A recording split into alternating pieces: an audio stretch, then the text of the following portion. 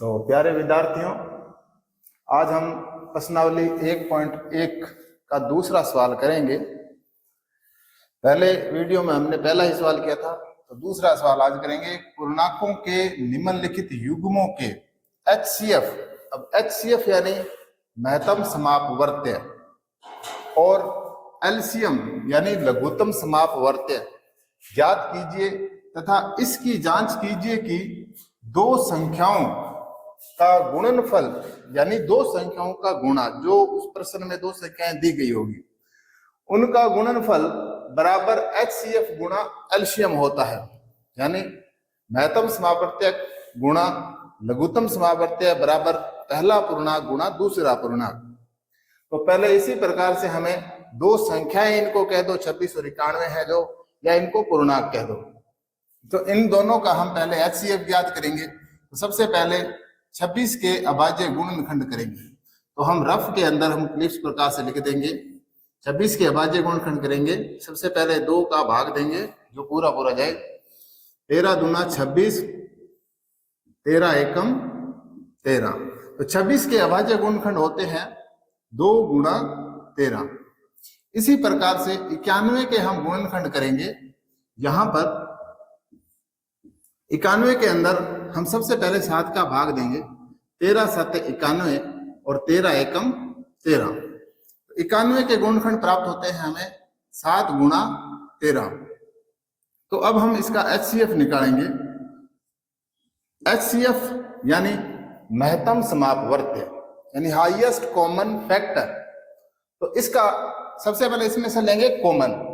तो इन दोनों के अंदर से क्या कॉमन आ रहा है, इन दोनों में यहां पर 13 आ गया कॉमन, तो हमारा HCF यानी में से हो गया 13। अब इसका निकालते हैं LCM, जिसको बोलते हैं लघुत्तम समापवर्त्य, जो कि हम 26 और 91 का निकाल रहे हैं। तो हम अभाज्य गुणनखंड विधि से निकालेंगे 26 और 91 का LCM। सबसे पहले देंगे 2 का भाग, 13 दूना 26, 91 का 91। अब इसमें 7 का भाग जाएगा, 13 7 91, 13 का 13। अब दोनों में 13 का ही भाग जाएगा, 13 एकम 13, 13 एकम 13। तो हमें इनके LCM प्राप्त होते हैं 2 गुणा 7 गुणा 13, यानी 2 7 14। 14 को 13 से गुणा करेंगे, यानी 14 गुणा 13 बराबर होता है 182। तो हमें इसका LCM प्राप्त होता है 182। तो लेकिन आगे क्या कह रहा है कि इसके HCF और LCM ज्ञात कीजिए तथा इसकी जांच कीजिए कि दो संख्याओं का गुणनफल बराबर HCF और LCM होता है। तो अब हम इसकी सत्यता की जांच करते हैं। सत्यता की जांच यानी अब हम करेंगे HCF गुणा LCM बराबर पहली संख्या गुणा दूसरी संख्या।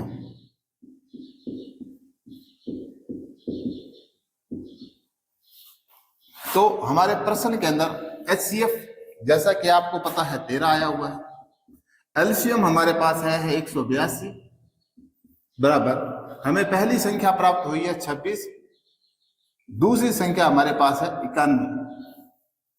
यानी अगर इन दोनों का गुणा करने पर अगर एक ही गुणनफल प्राप्त होता है तब तो हमारा HCF और LCM सही है। अगर एक जैसा नहीं आंसर आता है तो हमारा HCF और LCM गलत है। अब हम उनका गुणा करेंगे, 13 दूना 26 हासिल 2, 13 8 104, 104 2 106। उसके बाद 13 एकम 13, 13 और 10 23 बराबर। अब 26 और 91 का करते हैं गुणा, तो इसका भी लगभग इतना ही प्राप्त होगा। तो इस अभी आपको बताया है कि 13 और 182 का अगर गुणा करेंगे तो हमें प्राप्त होता है 2366। उसी प्रकार से अगर इन दोनों का गुणा करेंगे इसका आंसर भी हमें 2366 मिलता है। यानी दोनों तरफ आंसर बराबर होता है। तो अतः लिखेंगे हम दी गई संख्याओं का गुणनफल बराबर HCF गुणा एलसीएम होगा। आंसर। तो इस प्रकार से ये हमारा दूसरे प्रश्न का पहला पॉइंट हल होता है।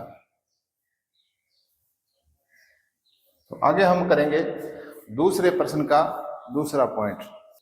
तो अब इसका दूसरे प्रश्न का दूसरा पॉइंट है कि 510 और 92 का हमें HCF और एलसीएम ज्ञात करने और सत्यता की जांच करनी है। तो सबसे पहले हम लिखेंगे हल बराबर। अब पहले इनके अभाज्य गुणनखंड कर लेते हैं 510 के और 92 के। सबसे पहले दो दो का भाग देंगे इनमें, तो ये हो जाएगा 255 गुणा 510। फिर हम भाग देंगे, देखो 5 5 10 10 और 2 12, इसमें 3 का भाग जाएगा, 3 8 24 और 3 5 15। उसके बाद में हम इसमें देंगे 5 का भाग, जो कि पूरा पूरा जा रहा है, 17 5 85 और फिर 17 एकम 17। तो हमें 510 के अभाज्य गुणनखंड प्राप्त होते हैं 2 गुणा 3 गुणा 5 गुणा 17। इसी प्रकार से 92 के करेंगे। सबसे पहले 2 का भाग देंगे जो पूरा पूरा जाए, 46 गुणा 92, 23 गुना 46 और 23 एकम 23। तो हमें 92 के अभाज्य गुणनखंड प्राप्त हो रहे हैं 2 गुणा 2 गुणा 23। अब हमें इसका HCF ज्ञात करना है। तो HCF हमारे पास आ जाएगा, कॉमन लेना है इसमें। तो सबसे पहले 2 एक बार इसमें है, इसमें 2 बार है, हम लेंगे 1 बार 2। और कोई कॉमन आ रहा है इसमें, 5 इसमें है, इसमें नहीं है, तो 5 को कॉमन नहीं लेना। 17 इसमें है, इसमें नहीं है, तो 17 को कॉमन नहीं लेना है। 23 इसमें है, इसमें नहीं है, तो 23 को कॉमन नहीं लेना है। तो हमने कॉमन लिया है 2, तो हमारा HCF कितना हो गया 2। अब हम ज्ञात करते हैं इसका एलसीएम ज्ञात करते हैं। दोनों का एक साथ निकाल लेंगे तो जल्दी और आसान होगा सवाल। सबसे पहले 510 और 92 लिखेंगे, इन दोनों का एक साथ एलसीएम निकालते हैं हम। सबसे पहले 2 का भाग 255 पर जाएगा इसमें, और इसमें आ जाएगा 46 गुणा 92।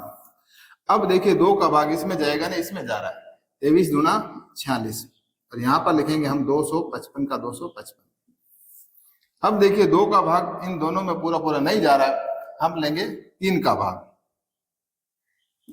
3 का भाग इसमें देंगे तो 3 8 24 और 3 5 15, 85 बार गया है, और ये 23 में नहीं जा रहा, तो हमने 23 को 23 लिख दिया।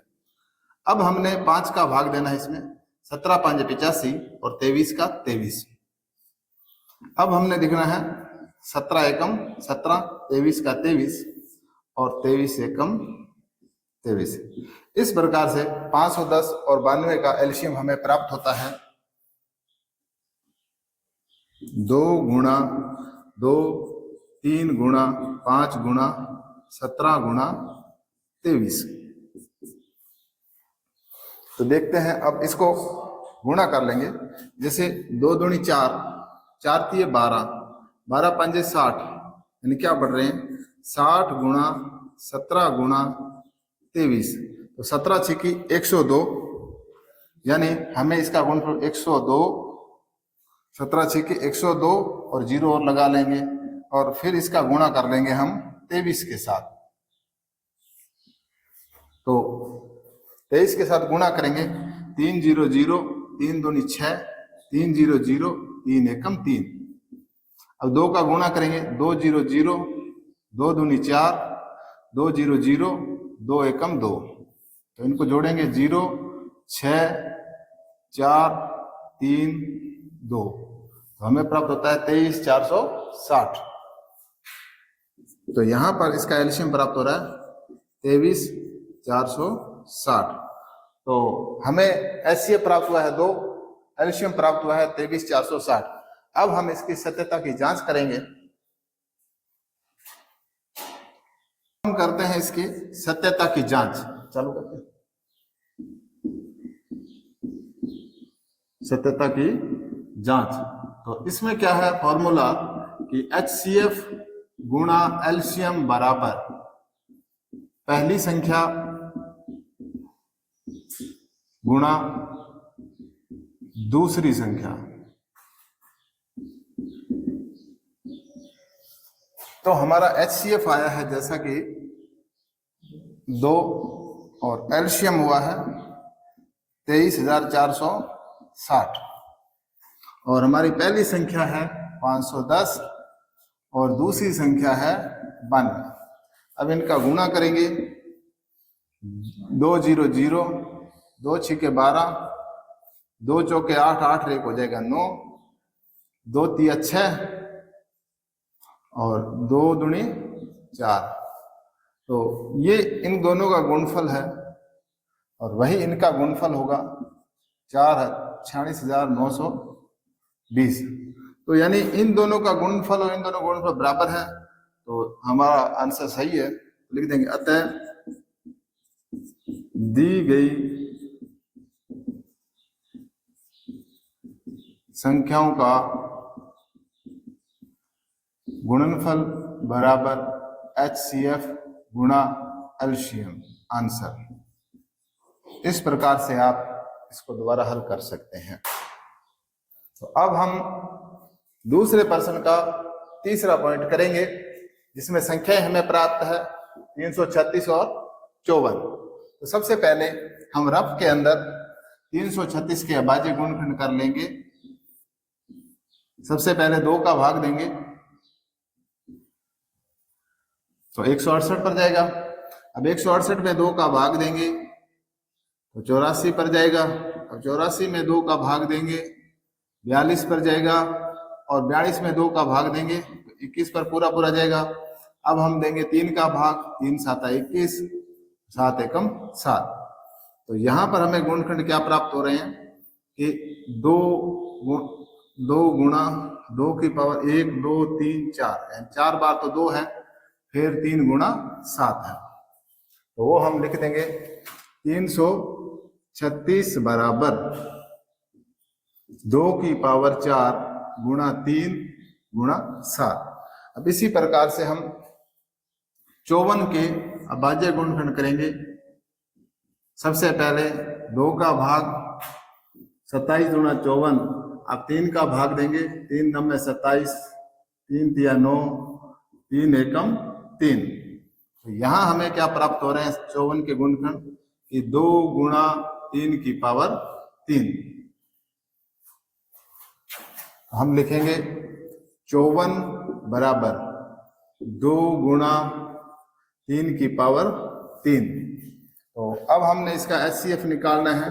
तो हमारा HCF हो जाएगा, इसमें जो कॉमन आता है 2 एक बार यहाँ पर है, यहाँ पर 4 बार, हम एक तो लेंगे, 2 एक बार लेंगे, 3 यहाँ पर भी आ रहा है, इसमें भी आ रहा है, और कम बार किस में है, ऊपर वाले में 1 बार, ये लिखें। तो हमारा HCF हो जाएगा 2 3 6। अब हम इनका LCM निकालेंगे।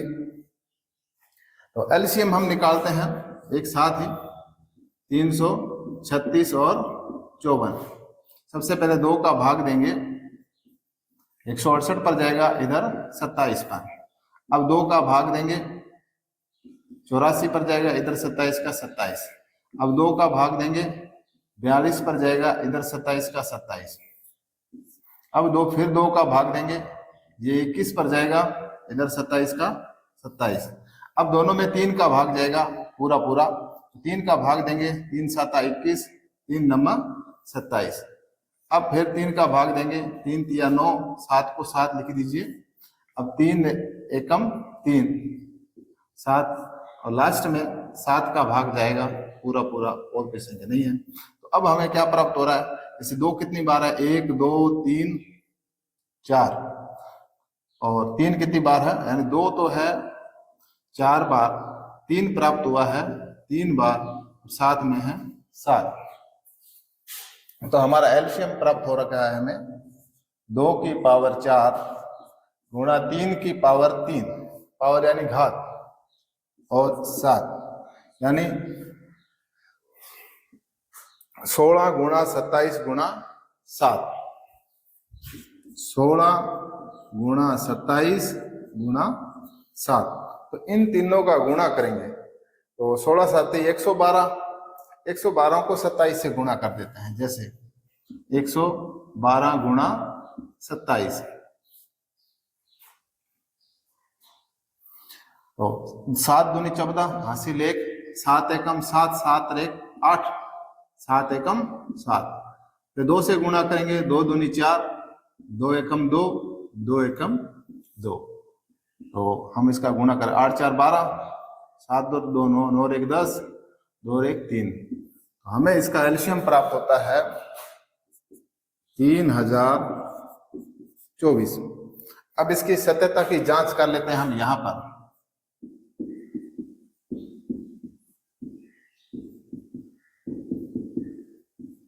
ये वही सेम ही सूत्र है कि HCF गुणा एलसीएम बराबर पहली संख्या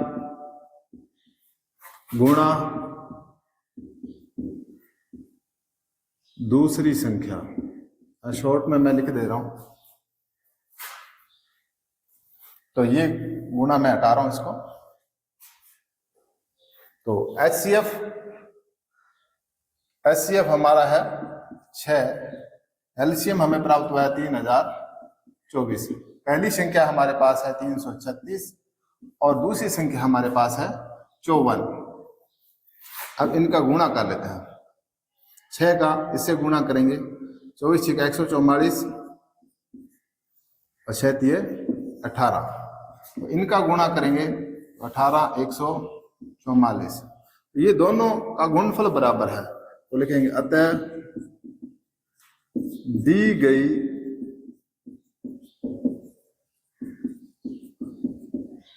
संख्याओं का गुणनफल बराबर HCF गुणा एलसीएम है। तो इस प्रकार से ये हमारे दूसरे प्रश्न के तीसरे पॉइंट का आंसर हमने निकाल दिया है।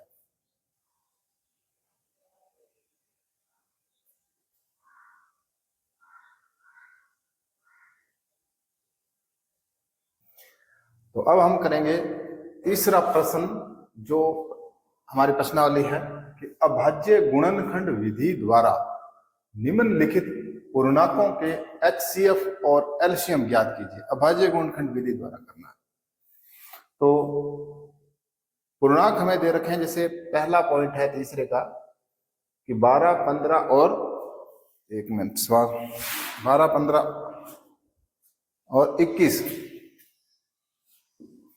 सॉरी, तो पहला प्रश्न था हमारा इसका, तीसरे का पहला पॉइंट है 12 15 और 21, ये 3 पूर्णांक है, इनके HCF और एलसीएम ज्ञात करना है। तो अब हम करते हैं रफ वर्क के अंदर। सबसे पहले इन तीनों के अभाज्य गुणनखंड कर लेते हैं, 12 के 15 के और 21 के। तो सबसे पहले हम कर लेते हैं 12 का, 2 छक्के 12, 2 तिया 6 और 3 एकम 3, तो 12 के क्या हो रहे हैं, 12 बराबर 2 गुणा 2 गुणा 3 प्राप्त होता है।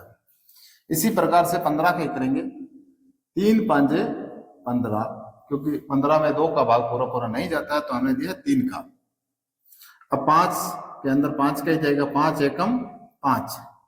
अब 21 का अभाज्य गुणनखंड करेंगे, 3 का भाग जा रहा है पूरा पूरा, 3 7 21 और 7 एकम 7, तो यहाँ पर 15 के कितने प्राप्त होते हैं, 3 गुणा 5, और 21 का प्राप्त हो रहा है 3 गुणा 7।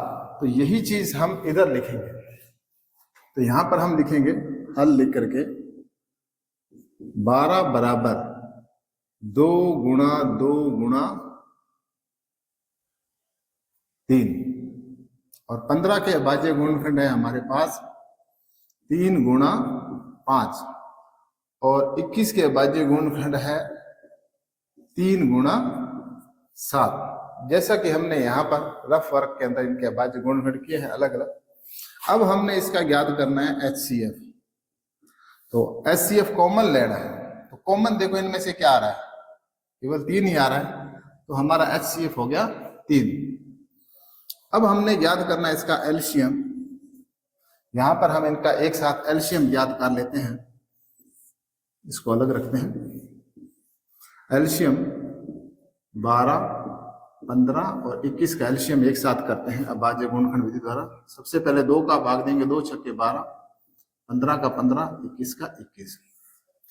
अब फिर देखेंगे कि 2 का भाग किसी में पूरा पूरा जा रहा है, 6 में जा रहा है, 2 तिया 6, 15 का 15 लिखेंगे, 21 का 21। अब हम देखेंगे कि इसमें 2 का भाग नहीं जा रहा है, अब इसमें जा रहा है 3 का भाग पूरा पूरा। 3 एकम 3, 5 तिया 15 और 7 तिया 21। अब 3 का भाग इनमें नहीं जा रहा है पूरा पूरा, तो अब देखते हैं 5 का भाग 5 में जा रहा है, 1 का 1 लिखेंगे, 5 एकम 5, 7 का 7। अब हम 7 का भाग इसमें देंगे, 1 का 1, 7 एकम 7। तो हमें यहां से यहां तक गुणनखंड के रूप में ले लेंगे। एलसीएम बराबर हमें प्राप्त हो जाएगा 2 गुणा 2 गुणा 3 गुणा 5 गुणा 7। 2 दूनी 4, 4 तिये 12, 12 पंजे 60, 60 को 7 से गुणा करेंगे तो 420 प्राप्त हो जाएगा। तो हमें एलसीएम इसका प्राप्त हो गया 420। अब लिखेंगे हम यहाँ पर अतः HCF बराबर 3, एलसीएम बराबर 420। ये आंसर हमारा आता है। तो इस प्रकार से हम इस सवाल को ध्यान से करेंगे। तो ये हमारा सवाल हो चुका है पहला।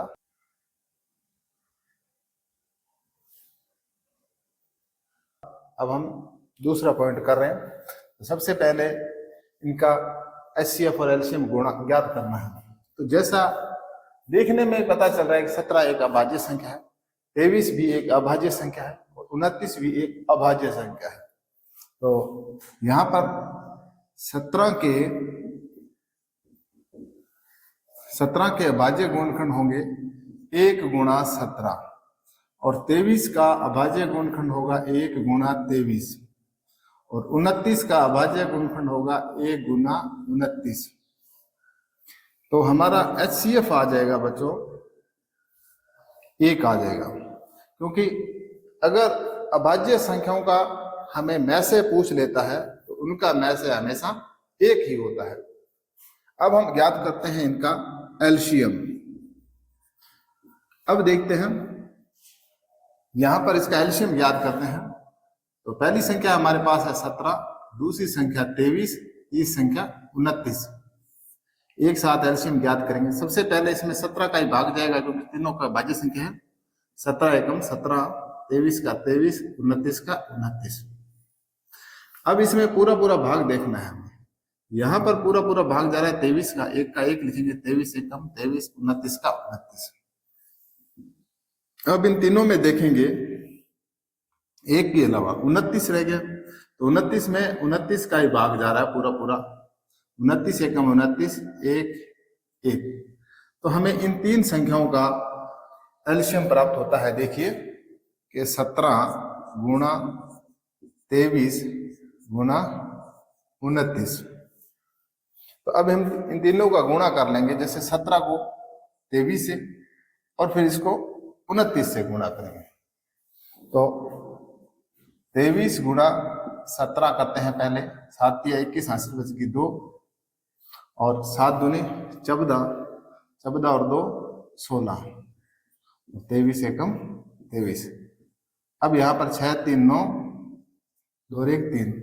अब इसी का ही गुणा आप 29 से कर दीजिए।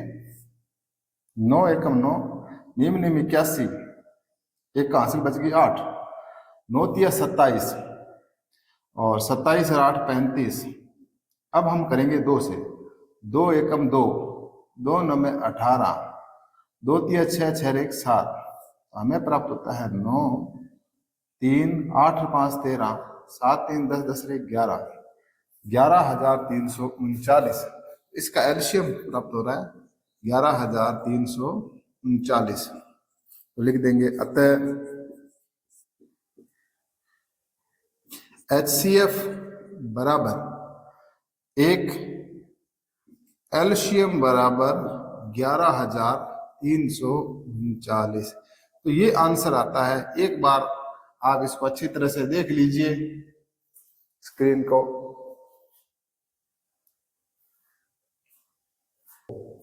अब हम करेंगे तीसरे प्रश्न का तीसरा जो पॉइंट है, तीसरे का तीसरा प्रश्न। तो अब हम इसके एचसीएफ और एलसीएम ज्ञात करेंगे। सबसे पहले लिखेंगे हल बराबर करके, यहां पर आराम से हम निकाल लेंगे। सबसे पहले 8 के अभाज्य गुणनखंड, उसके बाद 9 के अभाज्य गुणनखंड, उसके बाद 25 के अभाज्य गुणनखंड। सबसे पहले करते हैं 8 के। 2 चौके 8, 2 दूनी 4, 2 एकम 2। अब हम करते हैं 9 के अभाज्य गुणनखंड। 3 तिया 9, 3 एकम 3, ये इसके हो चुके हैं। अब 25 के करते हैं। 5 पंजा 25, 5 एकम 5। तो देखिए 8 के अभाज्य गुणनखंड हमें प्राप्त होते हैं। 8 बराबर 2 गुना 2 गुणा 2। और 9 के अभाज्य गुणनखंड प्राप्त हो रहे हैं 3 गुणा 3। और 25 के अभाज्य गुणनखंड प्राप्त हो रहे हैं हमें 5 गुणा 5। अब हमने इसका एचसीएफ ज्ञात करना है। अब क्योंकि अब इसमें देखेंगे कॉमन कोई आ रहा है 8, 9 और 25 में, तो यहां पर कोई भी संख्या कॉमन नहीं आ रही, तो इसका एचसीएफ होगा 1। जब यहां पर कोई कॉमन नहीं बन रहा है तब उनका एचसीएफ होता है, अर्थात में से होता है 1। अब हम इसका एलसीएम ज्ञात करते हैं, जिसको बोलते हैं लघुत्तम समापवर्त्य। अब इन तीनों का एलसीएम निकालते हैं कि 8, 9 और 25 का रफ के अंदर। सबसे पहले हम देंगे 2 का भाग। 2 चौके 8, 9 में 2 का भाग पूरा पूरा नहीं जाता इसलिए 9 लिखेंगे। 25 में भी पूरा पूरा भाग नहीं जा रहा इसलिए 25 का 25 लिखेंगे। अब और संख्या देखेंगे तीनों में से किस में 2 का भाग पूरा पूरा जा रहा है, 4 में। 2 दूनी 4, 9 को 9 लिखेंगे, 25 का 25। अब फिर देखेंगे क्या इन तीनों में से किसी एक संख्या में 2 का भाग पूरा पूरा जा रहा है, तो जा रहा है क्योंकि 2 के अंदर 2 का भाग पूरा पूरा जा रहा है। 2 एकम 2, 9 का 9, 25 का 25। अब देखेंगे क्या इनमें 2 का भाग जा रहा है, नहीं जा रहा है। तो अब देखेंगे 3 का भाग किसी संख्या में पूरा पूरा जा रहा है, तो 9 में जा रहा है, तो 3 तिया 9 और 25 का 25। अब फिर करेंगे 3 एकम 3 और 25 का 25 लिखेंगे, यहां पर कोमा है। अब देखिए 5 का भाग देंगे। 5 पंजा 25, 1 का 1, 5 एकम 5। तो इस प्रकार से हमें 8, 9 और 25 का एलसीएम निकालते हैं। तो देखते हैं कि 2 कितनी बार है, 1, 2, 3 बार। तो 2 प्राप्त हो रहा है 3 बार। 3 कितनी बार प्राप्त हो रहा है, 1, 2, 2 बार हमें 3 मिल रहा है। 2 की घात 3। 5 कितनी बार है, 2 बार। यानी 5 भी 2 बार, 3 भी 2 बार, जो 2 है वो 3 बार है, तो वो हमने लिखा है। अब देखिए 2 की घात 3 का मतलब होता है 8 और 3 की घात 2 बराबर होता है 9 और 5 की घात 2 का मतलब होता है 25। यानी 25 8 200 और 200 को 9 से गुणा करेंगे तो 25 निमा 200 200 निमा 1800। देखिए यहां पर बन रहा है 8, यहां पर बन रहा है 9 और यहां पर बन रहा है 25। 25 8 200, 200 को 9 से गुणा करेंगे तो 9 दूनी 18, तो हमें एलसीएम प्राप्त हो रहा है 18। तो अब देखो 1800 प्राप्त हो रहा है, सॉरी। अतः HCF यानी में से हमें मिला है 1 और एलसीएम बराबर 1800 आंसर। तो एक बार बच्चों इसको उतार लीजिए इस स्क्रीन पर दिए हुए सवाल को।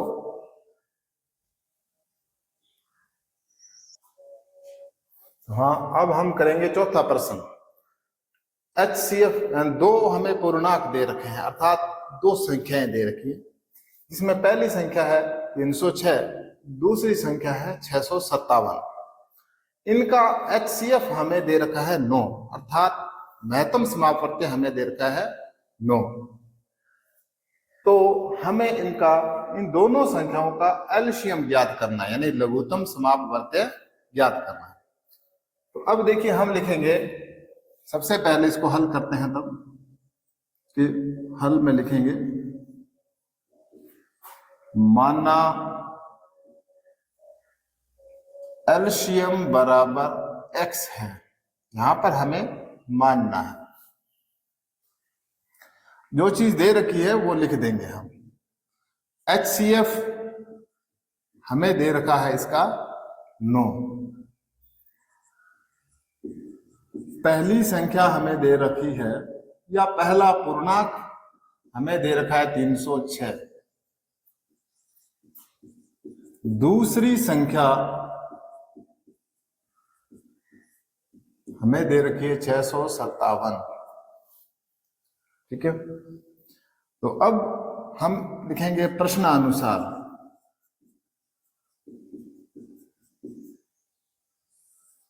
प्रश्नानुसार लिख दिया। अब हम ज्ञात करेंगे कि जैसा कि पहले एक सूत्र प्रश्न में आया था, एक सूत्र कि HCF गुणा LCM बराबर पहली संख्या गुणा दूसरी संख्या होता है। तो देखिए हमारे पास HCF कितना है 9, LCM को हमने क्या माना है, यहां पर x माना है, इसके गुणा में लिखेंगे x बराबर पहली संख्या कितनी है हमारे पास 306 है, दूसरी संख्या हमारे पास है 657। तो हमें x का मान ज्ञात करना है, यानी एलसीएम ज्ञात करना है। अब देखिए यहां पर x के गुणा में कितना है 9, हमें x ज्ञात करना है, तो जो x के गुणा में है वो भाग में चला जाएगा, 306 गुणा 657 भाग 9।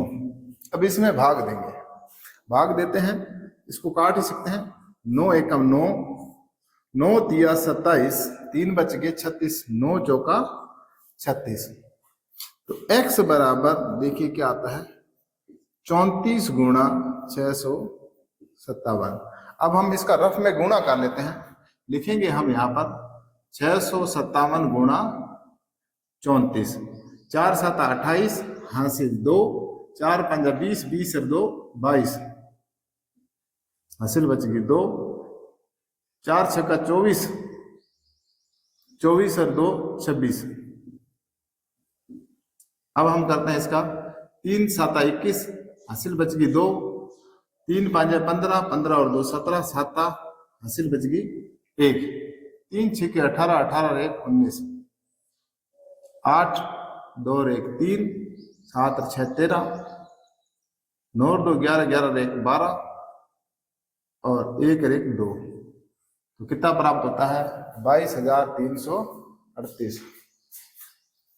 तो x बराबर हमारे पास मान आ जाएगा 22,338। तो अतः LCM बराबर 22,338, ये आंसर है।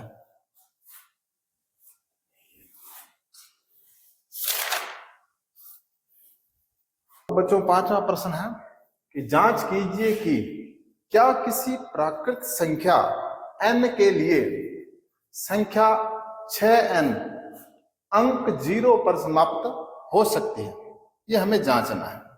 देखो बच्चों कोई भी संख्या 0 पर तब समाप्त होगी, जैसे रफ में मैं लिख देता हूं, जब उसका गुणनखंड 2 गुणा 5 के रूप में हो। अब बाह्य गुणनखंड में क्या है 2 गुणा 5 आ जाए, तब वह संख्या 0 पर समाप्त हो सकती है। तो अब हम करते हैं, यहां पर लिखेंगे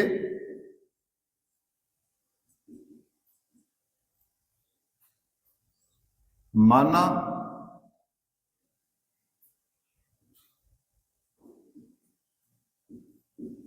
प्राकृत संख्या n के लिए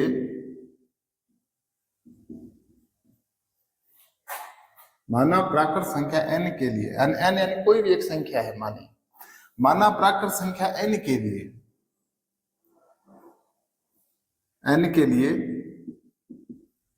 संख्या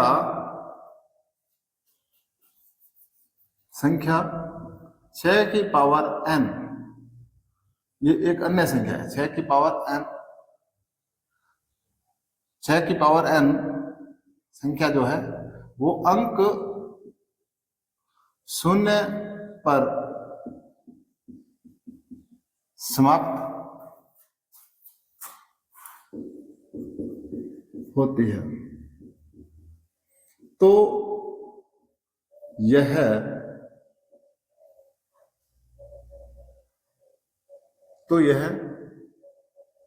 2 गुणा 5 के रूप में भी होगी। अब चूंकि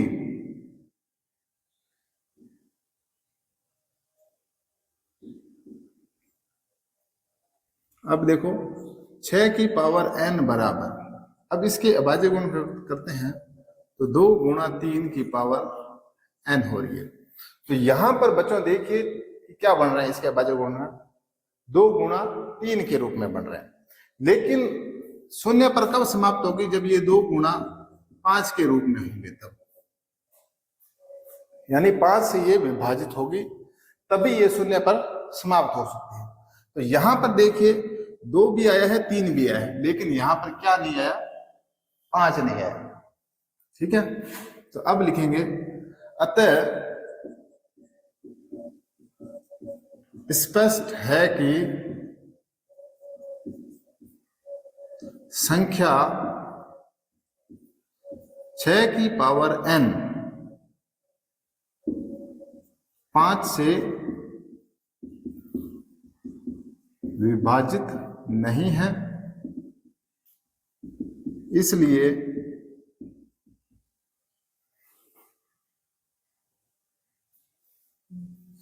इसलिए 6 की पावर n अंक 0 पर समाप्त नहीं हो सकती।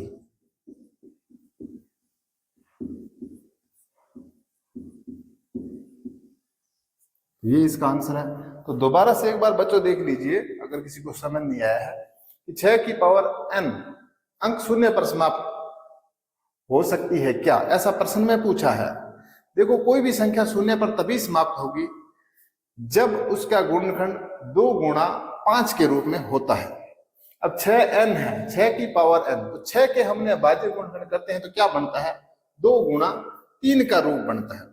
तो कहीं ना कहीं 2 गुणा 5 होना चाहिए था, तो 2 तो आगे है यहाँ पर, लेकिन 5 नहीं आया है। तो इसलिए 5 नहीं आया है, तो इसका मतलब है कि ये 0 से विभाजित नहीं होगी, यानी 5 से विभाजित नहीं है। यही बात यहाँ पर लिख रखी है कि संख्या 6n 5 से विभाजित नहीं है, यानी इसमें इसका गुणनखंड के रूप में 5 नहीं आया है। और 5 नहीं आया है तो इसलिए ये संख्या 6n अंक 0 पर समाप्त नहीं हो सकती। तो इसको आराम से समझिए और उतारिए।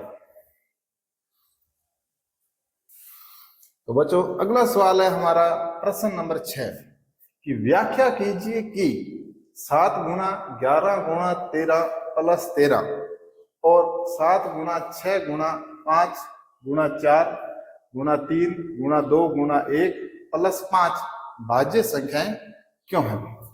तो बच्चों भाज्य संख्या किसको कहते हैं, सबसे पहले तो ये समझना होगा कि वे संख्याएं जिसमें एक स्वयं के अतिरिक्त अन्य संख्याओं का भी पूरा पूरा भाग जाता है, वह भाज्य संख्याएं कहलाती है। तो अब हम इसको आगे हल करते हैं। हम लिखेंगे यहां पर, सबसे पहले हम ये एक संख्या लेते हैं, जैसे ये लेते हैं सवाल 7 गुणा 11 गुणा 13 प्लस 13। 7 गुणा 11 गुणा 13 प्लस 13। अब इसमें से देखिए हमने लेना है इसमें से कॉमन। पहले इसको हल करेंगे फिर इसको हल करना। पहले इसको जांचना है कि क्या ये भाज्य संख्या है, ये जांच रहे हैं, फिर इसके बाद में इसको जांचेंगे अब भाज्य संख्या है या नहीं। अब देखिए एक भाग तो यहां से यहां और एक यहां, इन दोनों में से कॉमन ले लेंगे। तो कॉमन क्या आ गया हमारे पास, 13 हमने ले लिया। अब देखिए 13 का भाग इसमें देंगे, 13 एकम 13। देखो 7 का तो 7 आ जाएगा, 11 का 11 और 13 एकम 13, और यहां पर लिख देंगे प्लस 13 में 13 का भाग देंगे 1। अब इसको और सॉल्व कर लेंगे। 13 गुणा 11 7 77, 77 एकम 77, यहां पर आगे 77 प्लस 1। तो देखिए यहां पर होता है 13 गुणा 77, एक कितना हो गया 78, यानी 13 और 78 का गुणा करेंगे। 13 8 104, हासिल बच गई 10। 13 7 91, 91 और 10 101। तो हमें संख्या क्या प्राप्त हो रही है, 1014 प्राप्त हो रहा है। तो लिख देंगे अतः संख्या, अतः एक मिनट हम लिखेंगे दी गई संख्या, दी गई संख्या 13 व 78 से विभाजित है,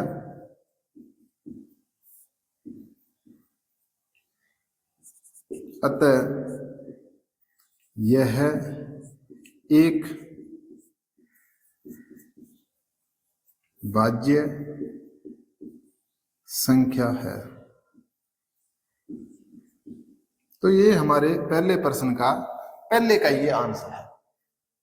अब हम करेंगे इसके दूसरे प्रश्न का, इसका जो दूसरा संख्या है इसको जांचेंगे क्या ये भाज्य संख्या है। तो अब हम एक बार इसके लिए लिखते हैं 7 गुणा 6 गुणा 5 गुणा 4 गुणा 3 गुणा 2 गुणा 1 प्लस 5। हमने लेना इनमें से कॉमन, जैसे यहां से यहां तक ये अलग है ये अलग, तो इनमें से कॉमन आ गया हमारे पास 5। तो हम देखो इसमें लिखेंगे 5 का भाग इसमें देंगे, काटेंगे तो 5 से 5 कट जाएंगे, यहाँ पर बच जाएगा 7 गुणा 6 गुणा 4 5 एकम 5 गुणा 4 गुणा 3 गुणा 2 गुणा 1 प्लस में 1 लिखेंगे, 5 एकम 5 हो गया।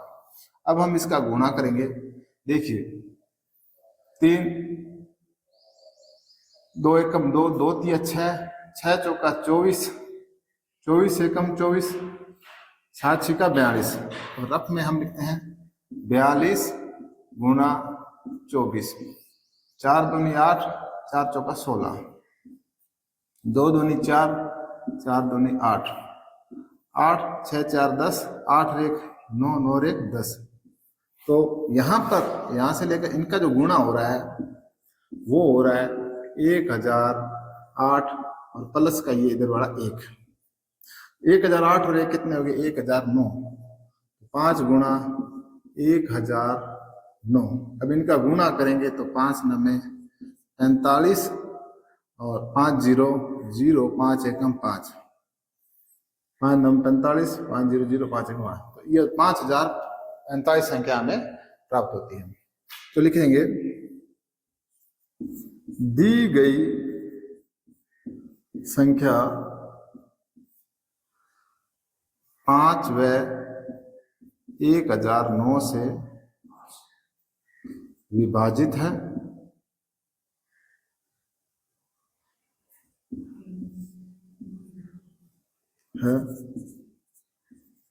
अतः यह एक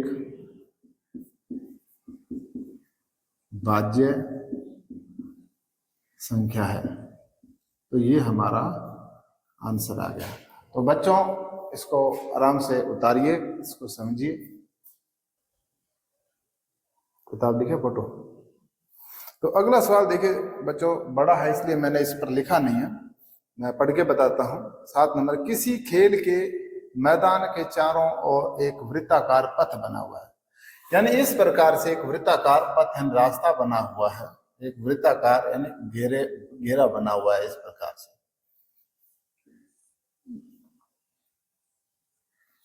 अब ये देखिए क्या कह रहा आगे कि इस मैदान का एक चक्कर लगाने में सोनिया को 18 मिनट लगते हैं। जैसे सोनिया है, ये यहां से चलती है और वापस यहां पर तब आती है, तब इसको लगते हैं 18 मिनट। और दूसरा और है, जबकि इसी मैदान का एक चक्कर लगाने में रवि को 12 मिनट का समय लगता है। दूसरा रवि है, वो भी अगर यहां से चलता है और वापस घूम करके ये यहां पर आता है, इसको लगते हैं 12 मिनट। तो आगे प्रश्न समझना। मान लीजिए कि वे दोनों एक ही स्थान और एक ही समय पर चलना प्रारंभ कर दें, तो एक ही दिशा में चलते हैं, तो कितने समय बाद वे पुनः प्रारंभिक स्थान पर मिलेंगे। यानी कहने का मतलब है कि यहां से ही दोनों चलना प्रारंभ कर दें, एक ही दिशा में चल रहे हैं, तो वापस यहां पर कब मिलेंगे, कितने मिनट के बाद लगेंगे, ये हमें ज्ञात करना है। तो हम करते हैं, लिखते हैं इस सवाल को कि सोनिया द्वारा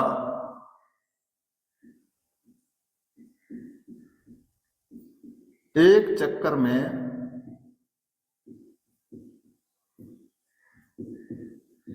लिया गया समय बराबर 18 मिनट। दूसरा कौन है, रवि। रवि द्वारा एक चक्कर में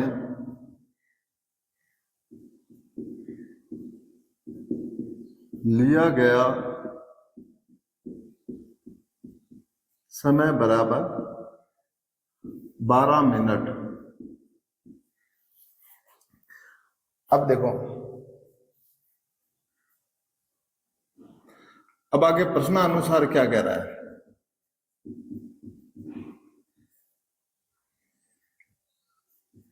एक ही स्थान से एक ही दिशा में चक्कर पूरा करने में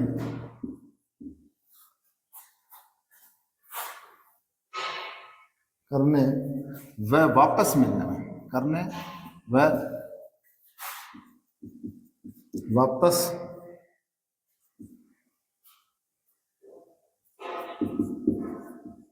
मिलने में लिया गया समय, ये हमें ज्ञात करना है। तो इसका मतलब है कि हमें इनका एलसीएम ज्ञात करना पड़ेगा। तो देखिए 18 और 12 का एलसीएम हो जाएगा, हम एलसीएम करेंगे 2 9 18 और 2 का भाग 12 में देंगे, 2 छक्के 12, 2 तिया 6 और 9 का 9 ही उतारेंगे फिर। अब 3 एकम 3, 3 तिया 9, 3 एकम 3, ठीक है। तो इनका कितना आता है, 2 दूनी 4, 4 तिया 12, 12 तिया 36। तो एलसीएम क्या प्राप्त हो रहा है हमें कि 2 गुणा 2 गुणा 3 गुणा 3, यानी कितना प्राप्त हो रहा है हमें, 2 दूनी 4, 4 तिया 12, 12 तिया 36। अतः वापस चक्कर पूरा करके